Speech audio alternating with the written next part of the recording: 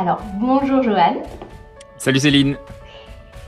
J'espère que tu vas super bien parce que aujourd'hui, pour moi, c'est vraiment un honneur de pouvoir t'interviewer parce que pour moi, tu peux apporter quelque chose aux personnes qui sont sous emprise.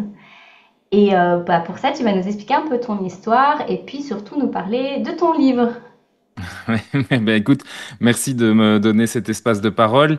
Et voilà, oui, j'ai écrit un livre, donc en fait, il s'appelle Survivre, où je raconte en fait mon histoire qui aurait pu être. En fait, toujours dit j'écrirais bien un livre un jour, et je pensais que ce serait sur l'entrepreneuriat, sur comment monter un business, etc.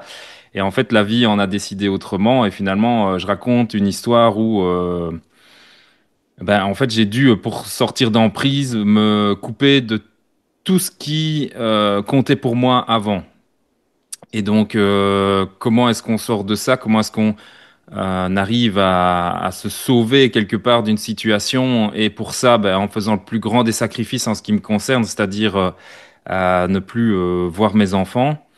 En fait, je l'explique dans mon livre. Parce que clairement, mon histoire, c'est celle d'un homme né avant l'an 2000 qui, quelque part, a toujours eu sur lui, via la société, via une histoire familiale que j'explique dans mon livre aussi, et je pense qu'on a tous une histoire familiale qui nous pousse ou qui nous pèse à un moment donné, via tous ces systèmes qui étaient au-dessus de moi. Eh bien, à un moment donné, j'avais des impératifs. Il fallait que je sois un homme fort, il fallait que je réussisse, il fallait que matériellement ça fonctionne, il fallait que je fasse vivre ma famille, il fallait que je puisse briller aux yeux de la société, il fallait. Et donc, clairement, tous ces impératifs qu'on se met sur les épaules à un moment donné font que quand on sent quelque part qu'on devient un peu défaillant, dans mon cas, en fait, parce que j'avais tout ce schéma familial aussi, j'ai mis de l'alcool dessus. Et donc, il y avait une emprise de la part de l'alcool aussi, mais il y a eu également, et ça en sortie de tout ça, je me suis rendu compte que j'avais une emprise également avec celle avec qui j'ai eu des enfants. Et puis il y avait l'emprise familiale et l'emprise sociétale qui venait se rajouter à tout ça. Et donc quelque part, ce livre parle de sortie d'emprise, Mhm. de tous ces schémas hérités, de tous ces schémas qui sont sur nous et qui font qu'à un moment donné, on se considère soi-même, et c'était mon cas, comme défaillant. Et Mhm. donc, en me considérant comme défaillant pour pouvoir continuer à performer dans cette société de oui, un homme ça doit être fort, un homme ça ne flanche pas, un homme ça reste digne, etc., je mettais de l'alcool en ce qui me concerne, de l'alcool. Et alors, j'ai envie de dire du travail aussi, d'autres addictions, en fait, pour me couper de la réalité, pour à un moment donné, éviter de me confronter à ce qui était inéluctable, c'est-à-dire qu'à un moment donné, en fait, je courais vers ma propre destruction. Et donc, j'étais dans des schémas d'autodestruction complètement hallucinants. Et la chance que j'ai eue dans mon parcours, quelque part, c'est qu'à un moment donné, j'ai voulu m'en sortir. J'ai voulu prendre soin de moi, j'ai voulu faire un travail sur moi-même. Je me suis fait hospitaliser, j'ai pas honte de le dire. Tu vois, je me suis retrouvé dans un institut où j'ai passé plusieurs semaines et où je me suis quelque part libéré un peu de ces carcans. Tu vois, je sortais de tous ces schémas et je pouvais enfin prendre soin de moi. Et en découvrant ce développement personnel qui était quelque chose d'assez abstrait pour moi, tu vois, pour moi, psychologiquement, en fait, dans la société aujourd'hui, tu dois toujours être performant. Donc, qu'est-ce qu'on fait? Tu vas pas bien, tu vas chez le psy te soigne, tu retournes au boulot, tu vois. Et la seule constante qu'on te met dans la société aujourd'hui, c'est le travail. Tout ce qui compte, c'est le travail, le travail, le travail. Si tu travailles pas, tu es défaillant. Si Mhm. tu fais un burn-out, tu es défaillant. Donc, si tu fais ton burn-out, d'accord, mais pas trop longtemps, parce que après X mois, tu es censé t'être remis pour pouvoir retourner dans le circuit du travail. Et donc, on est dans un schéma comme ça où quelque part, on ne te soigne pas, parce que pour se soigner, ça prend du temps. Il faut Mhm. vraiment pouvoir décortiquer toute une série de mécanismes qui te sont placés dessus dès l'enfance et peut-être même avant ta naissance, tu vois, Mhm. pour pouvoir se soigner, vraiment, pour pouvoir renaître quelque part, tu vois. Et Mhm. donc, en fait, ça nécessite du temps, mais dans la société aujourd'hui, on ne te le donne pas, ce temps. Donc, moi, j'étais resté dans ce schéma de performance. Je me soigne, je sors, je recommence, tu vois. Et Mhm. donc, en faisant ça, en fait, à un moment donné, tout ce que tu fais, c'est tu montes, tu vois, en te disant, OK, je vais m'en sortir, je vais m'en sortir. Tu t'en sors un certain temps, et puis, pouf, tu replonges, tu vois. Et Mhm. surtout que dans mon cas, j'étais dans un schéma de relation toxique où, à un moment donné, je pensais que c'était de l'amour, tu vois. Mais Mhm. l'amour ne possède pas. Et j'étais avec quelqu'un qui voulait me posséder, en fait. Et qui, comme j'étais défaillant, était allé chercher de l'amour ailleurs, chez un autre homme. Et en fait, en faisant ça, me démolissait encore plus. Et donc, quand j'ai voulu sortir de cette relation toxique, à un moment donné, mettre des limites, mettre un cadre, la personne en face n'a pas accepté, tu vois. Et donc, vient la partie la plus difficile après la sortie d'emprise, parce que finalement, quand moi j'ai commencé à mettre des mots sur mes mots et à découvrir mes schémas qui faisaient que j'étais sous emprise à plein de niveaux, j'ai commencé à pouvoir tout doucement sortir de tous ces schémas, mais je me suis retrouvé confronté en fait à quelqu'un qui ne voulait pas que je sorte de ces schémas. Et c'est là que ça devient vraiment très très compliqué à vivre. C'est que tu subis du harcèlement, tu subis de la violence psychologique, physique même, quand on s'en prend à ton chien et qu'on vient lui crever l'œil, tu vois, quand on s'en prend à ta nouvelle compagne qui, elle, t'accompagne et t'aide dans cette évolution psychologique.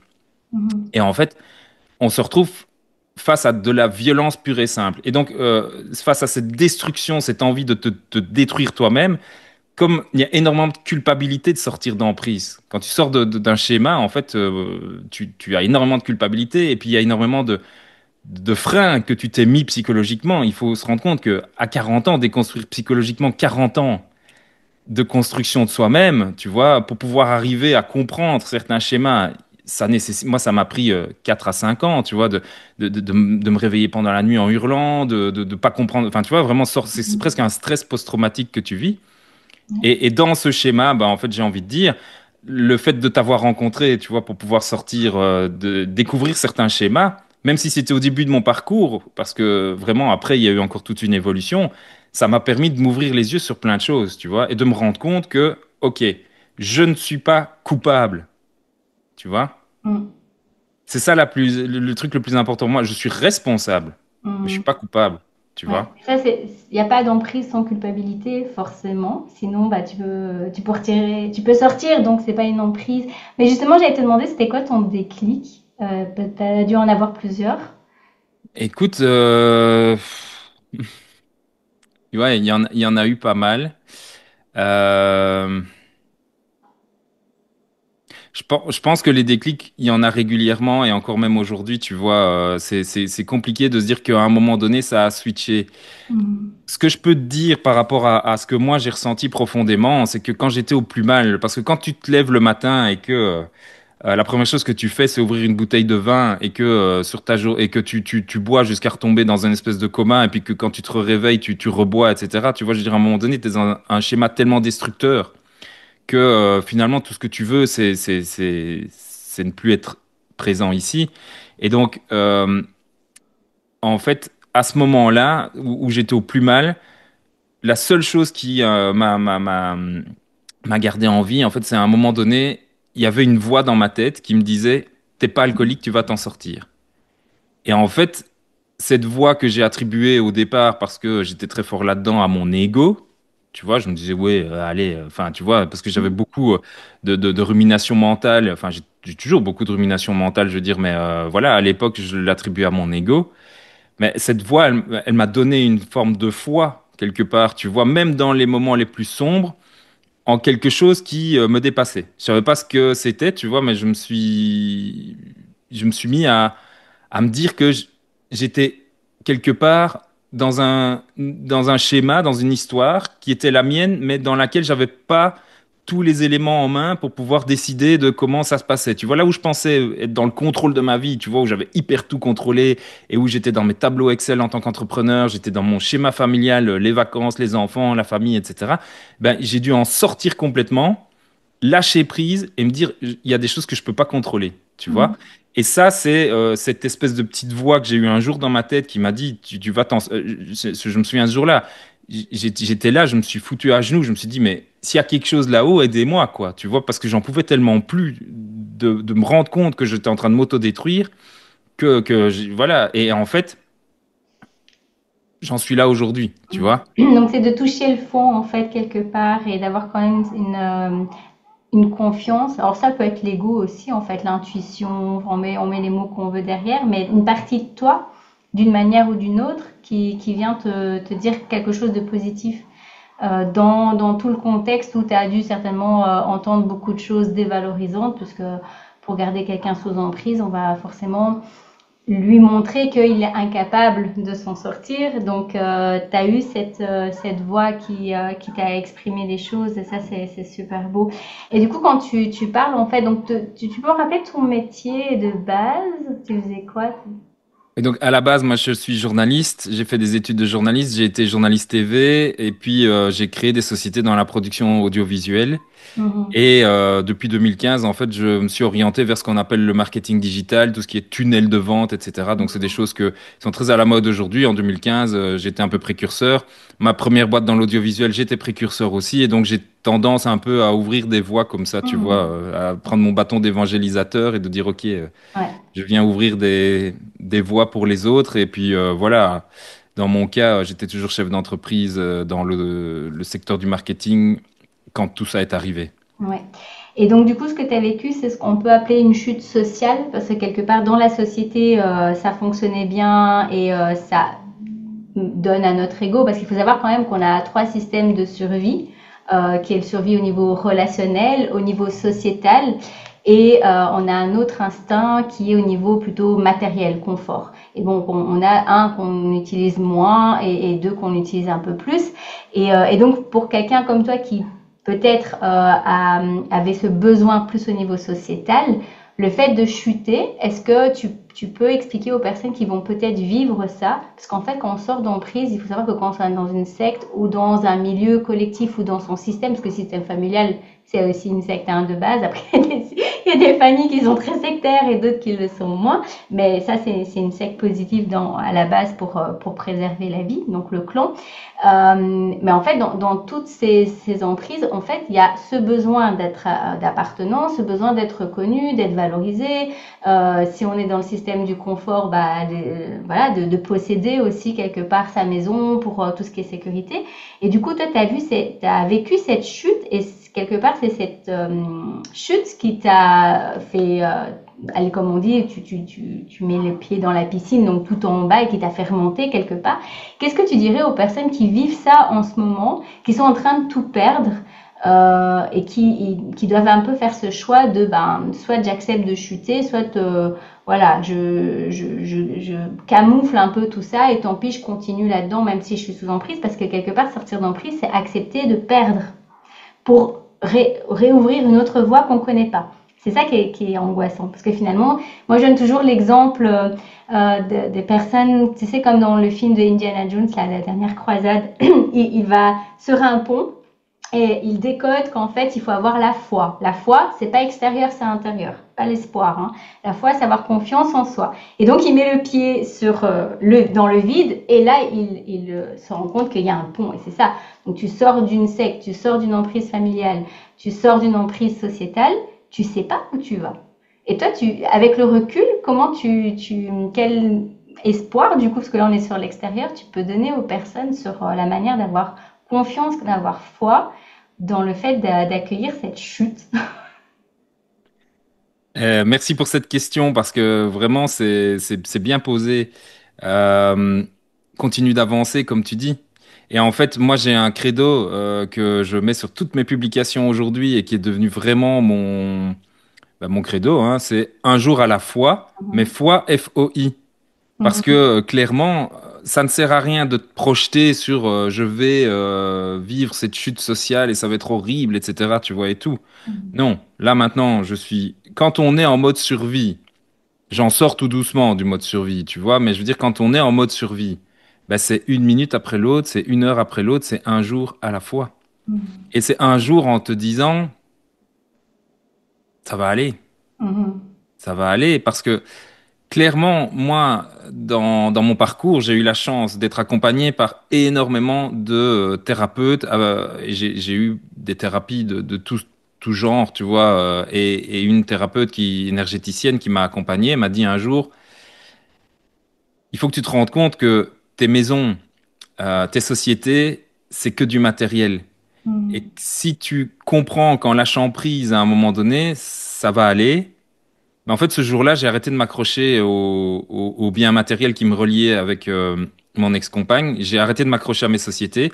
Mes sociétés ont fait faillite les unes après les autres. Il y en Mhm. avait une qui faisait faillite, j'essaie de me raccrocher à la deuxième. Enfin, tu vois, la première faillite, elle est juste horrible. Mhm. Parce que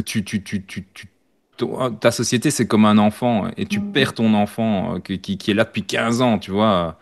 Et Mhm. puis, donc, tu perds ta société. La deuxième, la troisième, moi, j'en avais trois. J'avais trois enfants. Mhm. J'ai dû couper avec eux du jour au lendemain, mais en même temps, en espérant que ce serait provisoire, que ça allait pas durer dans le temps, tu vois. Sauf qu'à un moment donné, je me suis rendu compte que j'avais la santé, j'ai perdu ma santé dans tout ça. Je me suis retrouvé à l'hôpital avec problème cardiaque. Enfin, tu vois, tu perds tout. Mhm. Ben, à un moment donné, tu peux plus que avancer un jour à la fois. Et prendre soin de toi, c'est le plus important. Parce que prendre soin de soi, dans le sens d'écouter euh, des besoins essentiels de base. Mhm. Bien se nourrir, bien dormir, enfin même malgré, tu vois, tout ce qui peut arriver, mais bien se nourrir, bien dormir, faire du sport, se promener, aller dans la nature, sortir, enfin tu vois, Mhm. moi, ce qui m'a sauvé, c'est aussi de sortir le derrière. Je le dis dans mon livre comme ça, je dis ce qui m'a sauvé, c'est de sortir le cul de derrière mon ordinateur Mhm. et Mhm. d'aller voir dehors comment ça se passait dans la nature, Voilà. Et Mhm. sortir de mon cercle d'entrepreneurs, machin, etc., et d'aller rencontrer des gens, des humains. Mhm. Et en fait, je pense que clairement, plus tu as des peurs et plus tu vas être confronté à ces peurs. Ouais. Et quand elles arrivent, il faut se dire, ah, enfin, c'est là, je vais pouvoir y faire face et puis je passerai à autre chose, tu vois? Parce que moi, ma peur primale, mais qui vient de bien avant mon enfance, tu vois, bien avant ma naissance, c'était de me retrouver à la rue, de me retrouver sans rien. Mhm. Et en fait, j'ai eu la chance pour expérimenter cette peur de naître dans un pays qui est la Belgique, où il y a Mhm. des aides sociales et où tu peux, on va, en fait, il y a des filets de sécurité dans ce pays, mais c'était inconcevable pour moi d'en bénéficier parce que ceux qui en bénéficiaient, forcément, c'était des ratés de la société, tu vois, dans le Ouais. schéma d'entrepreneurs qui réussissent, Ouais. etc. Et il y a beaucoup de gens qui pensent comme ça. Je suis Ça t'a désolé, fait mais travailler le jugement envers les personnes. Ça nous fait voir l'autre côté des injustices sociales qu'on connaît pas aussi hein, quand on fait ces chutes-là. Hein. Ouais. ah, exactement. Et donc Mhm. là, tu peux te dire, OK, moi, j'ai plus de jugement. Je peux pas me permettre de juger quelqu'un qui a vécu la même chose que moi. Par contre, celui qui juge cette personne-là, voilà, ça me rend en chèvre, tu vois. Ouais. Et donc, Ouais. tu changes complètement de perspective parce que tu te rends compte que merci à la vie de m'avoir fait venir dans une famille, dans ce pays, etc., qui m'a permis à un moment donné de ne pas me retrouver justement dans la rue ou, enfin, tu vois, comme ça pourrait être Mhm. le cas si j'étais aux États-Unis, si j'étais un peu partout ailleurs dans le monde. Je suis dans un pays qui m'a soutenu, qui m'a aidé, qui a permis de maintenir ce toit au-dessus de ma tête, de Mhm. continuer à avoir à manger dans mon assiette, etc. Même au pire moment, je me suis Mhm. fait saisir 100% de mes revenus. 100% Mhm. pour des procédures vexatoires, parce que la personne qui saisissait mes revenus, elle me devait plus que ce que je lui devais, tu vois. Mhm. Donc on était vraiment dans un schéma où l'emprise, il fallait qu'elle continue Mhm. et que donc on utilisait toutes les procédures vexatoires à mon égard.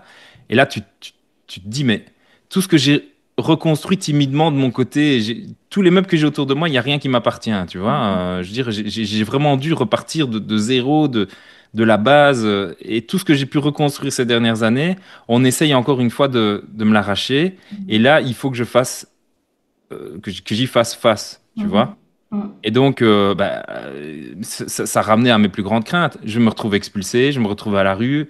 Et au final, parce que j'ai osé demander de l'aide, parce que j'ai osé sortir de mes schémas et de me dire, OK, bah, il y a des institutions qui sont là, qui peuvent aider. Et casser les codes que j'avais implantés en moi, bah, en fait, je dis toujours, j'ai vécu dans l'abondance, Mhm. dans la richesse. Et c'était pas de la richesse matérielle, c'était de la richesse humaine, tu vois. Mhm. Ouais, ouais, c'est en tout cas. Et tu parlais de tes enfants. Je sais que, alors, j'ai eu le privilège de faire la préface de ton livre. Je me rappelle plus. Il faudrait que je le relise du coup depuis. Ça fait quand même un certain temps. Et je me rappelle quand j'avais lu ton livre que tu utilisais ce mot que tu avais abandonné tes enfants. Et moi, en fait, quand j'ai compris ton histoire, je me dis mais en fait non, t'as pas abandonné tes enfants. C'est pas un abandon voilà, je décide d'abandonner les enfants. En fait, tu as été euh, voilà, moi j'aime bien réhabiliter la vérité. On t'a obligé en fait pour survivre d'aller chercher de l'aide ailleurs. Et c'est ce qui se passe beaucoup dans le système, hein, quand il y a des personnes qui demandent de l'aide aux associations de soutien, bah, des fois, souvent, on leur prend leur enfant. En France, c'est encore plus fort qu'en Belgique. Il faut encore être prudent aussi dans les aides étatiques. Mais donc, toi, tu t'es extirpé, en fait, comme un prisonnier. Mais quand tu t'extirpes d'une prison et que tu t'évades, tu prends trois enfants avec toi, c'est juste pas possible parce que là, tu n'as aucune chance de survie. Voilà, donc je sais pas, depuis ton écriture de livre, je pense qu'il y a des choses qui ont évolué, mais si tu devais réhabiliter la vérité, tu devrais parler à tes enfants, par exemple, qu'un jour regarderaient peut-être cette vidéo et qui se poseraient des questions par rapport à un discours unique qu'on leur a donné. Qu'est-ce que tu leur dirais par rapport à ce que toi, tu as fait pour eux et pour toi? Bah, écoute, en fait, je me suis sauvé. Mhm. Et tu vois, donc du coup, je dis toujours, il y a deux métaphores qui m'ont fort parlé. C'est quand tu es dans un avion, on dit que tu dois d'abord mettre ton masque à toi pour ne pas t'évanouir avant de le mettre à l'enfant. Ça a Mhm. été clairement ça. J'ai mis mon masque pour survivre en me disant que après j'allais pouvoir m'occuper de mes enfants parce qu'il fallait que je reste en vie. Ça, c'est une première chose qu'on m'a expliqué et que j'ai eu du mal un peu à intégrer à un moment donné. Mais quelque chose qui m'a encore plus parlé, c'est un jour un thérapeute qui m'a dit, imagine que tu sois sur un champ de bataille et que tu as reçu une balle en plein front et t'es mort, t'as pas abandonné tes enfants. Mhm. Le seul truc, c'est que ici, moi, dans mon cas, c'est comme si j'avais été sur ce champ de bataille, ils avaient reçu une balle, j'étais laissé pour mort. Mhm. J'ai été remplacé dans ma propre famille par un mec qui a pris ma place, qui a pris mes chaussures, qui a pris mes pantoufles et qui s'est mis à ma place du jour au lendemain. Donc, c'est comme si j'étais mort et qu'on m'avait Mhm. remplacé. Et en fait, j'ai survécu. Mhm. Et là où ça devient grave dans mon histoire, c'est que le fait d'avoir survécu, on a voulu me le faire payer, tu Mhm. vois, par la personne qui était en face de moi.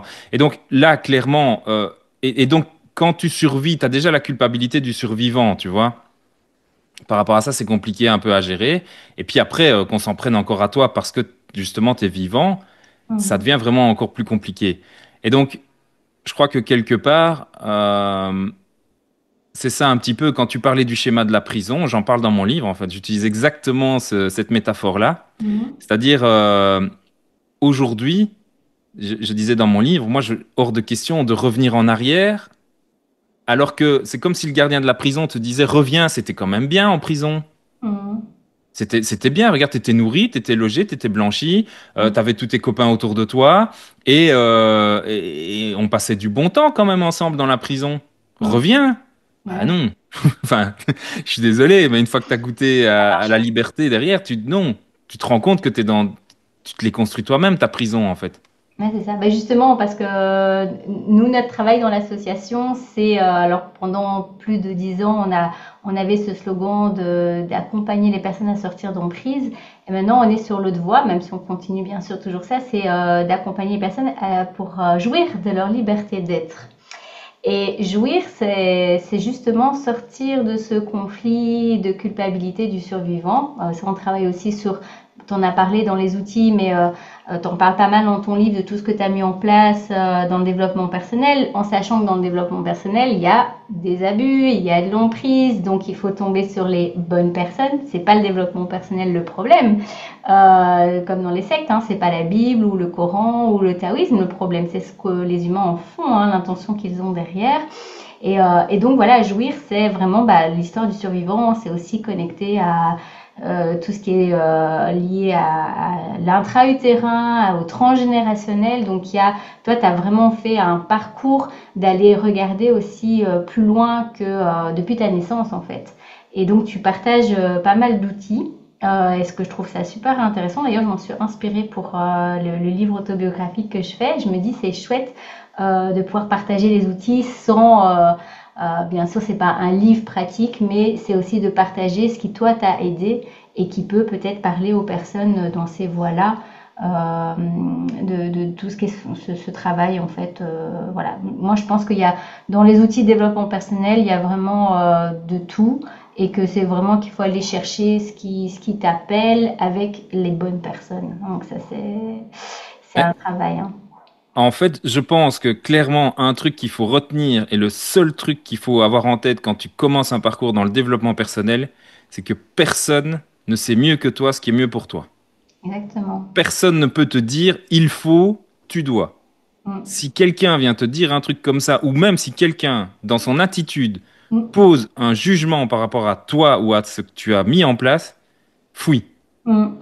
Parce Oui, que aujourd'hui, si toi, aujourd'hui, ton besoin, tu ressens que c'est de faire ce que tu es en train de faire pour le moment, fais-le. ouais. Vraiment connecté à ton intuition et à tes ressentis, hein. On dit toujours que le ventre, il ment jamais. Donc, si tu vois que tu commences à avoir mal au ventre, moi, je dis toujours aussi aux personnes, même si tu as pris rendez-vous chez quelqu'un, tu rentres dans la pièce et tu as super mal au ventre, bah, soit c'est que tu n'es pas prêt et bah, il faut se respecter aussi, soit que c'est vraiment une personne qui est pas bonne pour toi. Va-t'en, tant pis, bah, tu payes pas la séance au pire des cas, ou même tu la payes et tu perds si tu avais payé à l'avance. Mais vraiment, je dirais que les meilleures personnes qui vont t'accompagner, c'est celles qui vont justement t'aider à retrouver ce qui est juste pour toi. Et comme c'est au cas par cas, ce qui est juste pour une personne ne sera pas spécialement juste pour une autre personne. Il y a pas de remède miracle, mais vraiment aller chercher ce que toi tu ressens et se reconnecter à son intuition. Moi, c'est vraiment la première chose que j'apprends quand tu sors d'emprise, c'est réalignement et se reconnecter à son intuitivité, à son instinct, hein. Bah, on est aussi un peu dans la survie, mais là, c'est une survie consciente pour pouvoir aller vers la vie, en fait, quelque part, vers cette liberté d'être. Alors, si on veut, donc du coup, tu as mis en place une association Oui. pour aider plus particulièrement les papas, mais en fait, le vécu, moi je dis que même les femmes qui ont vécu la même chose, qu'elles puissent lire ton livre et se transposer en tant que femme, parce que même s'il y a des nuances et des choses qui fonctionnent différemment, on est quand même dans les mêmes mécanismes finalement. Mais toi, tu as vraiment voulu travailler sur le masculin et c'est chouette parce qu'il n'y en a pas beaucoup en fait. Il y a beaucoup de choses qui sont faites pour les femmes et c'est très bien, mais pour les hommes, on les oublie souvent. Et donc, du coup, l'association que tu as créée, ça s'appelle comment? Donc, c'est les voyageurs de la lumière. Ouais, Puisque bah moi à la base c'était la lumière des projecteurs, tu vois, la lumière ouais, de la caméra, tu vois, et tout ça. Et puis en fait la lumière c'est celle qui est là. ouais. Donc plutôt que d'aller chercher à briller en miroir des projecteurs, l'idée c'est plutôt de rayonner de ce que tu as à l'intérieur de toi. Et le travail, moi avec les voyageurs, je le fais avec les papas parce que c'est mon histoire. Mais comme tu le dis, c'est une histoire qui peut parler aux mamans qui vivent la même chose. Il y a pas de sexe dans l'emprise ou dans la perversion. Quand on fait face à quelqu'un ou quand on est soi-même dans des schémas qui sont hérités, on s'en fout d'être un homme ou une femme. Le truc, c'est que moi, dans mon parcours, je me suis rendu compte que, en fait, dès que j'allais vers des thérapies un peu plus, tu vois, ciblées par rapport à de l'énergétique, par rapport à plein de choses, je rencontrais systématiquement des groupes uniquement composés de femmes, avec parfois très rarement un homme, tu vois, qui venait là parce que sa compagne l'avait pris par l'épaule pour lui dire viens voir. Ce qui a été mon cas aussi. Et donc, à un moment donné, je me suis dit, mais c'est pas possible. Il y a tellement de choses à apprendre, à sortir, tu vois, et à le mettre pour les hommes aussi, parce que on a ce besoin en tant qu'humain de pouvoir réconcilier en nous la partie féminine et masculine, que à un moment donné, je m'adresse aux hommes parce que je veux ouvrir les consciences des hommes par rapport à tout ce qui existe, tu vois. Mais clairement, ça s'adresse aussi aux femmes. L'objectif de l'association aussi, il est plus brut à un moment donné, c'est-à-dire que moi, je me suis retrouvé à la rue à devoir retourner vivre chez mes parents. Heureusement, j'avais mes parents, mais dans les centaines de témoignages que je reçois d'hommes qui viennent me trouver, il y en a qui se sont retrouvés dans leur voiture, il y en a qui vivotent chez des amis, il y en a qui ne sont jamais sortis de la rue. Enfin, tu vois, il y a des choses comme ça très très complexes. Et en fait, il n'y a pas de logement d'urgence pour les hommes dans ce genre de situation. Donc, moi, le projet, il est sur 30 ans, 40 ans, 50 ans avec la SBL. Et ce serait d'avoir des logements d'urgence pour les hommes. Ce serait de faire bouger les mentalités au niveau de la justice aussi vis-à-vis des hommes. Donc il y a plein de choses à mettre en place. Mais l'accompagnement de l'homme de manière holistique, j'ai envie de dire, fait intégralement partie de ça aussi. Tout à fait. Voilà.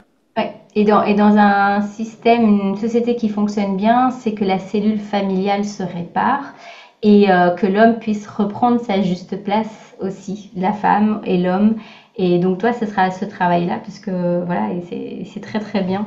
Donc merci à toi. Donc tu me donneras tout ce qu'il faut pour que je mette dans la description où est-ce qu'on peut acheter ton livre, ton association, ouais. le blog aussi que tu as créé. Et encore merci en tout cas pour ton humilité de aussi exprimer tout ce que tu as vécu parce que cette authenticité, elle permet aussi aux personnes de pouvoir se voir aussi, de se reconnecter aussi aux choses qui leur parlent et puis à comprendre parce que tu en as parlé aussi de celles qui vivent peut-être que ce soit des parents, que ce soit des enfants. Je pense que c'est important aussi que les enfants puissent comprendre ce que leurs parents ont vécu. Alors en systémique, on n'est pas dans l'histoire du pardon, du jugement, mais le fait de comprendre qu'est une émotion en médecine chinoise, qu'on oublie souvent, ben, la réflexion, le souci, l'inquiétude, comprendre, ça fait vraiment partie d'une émotion.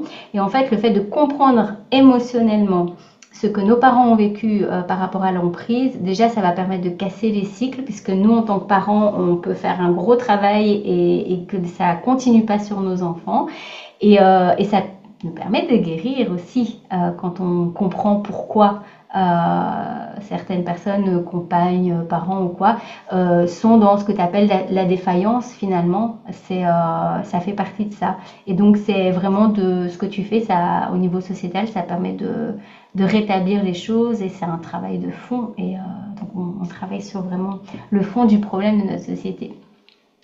Donc merci Exactement. beaucoup.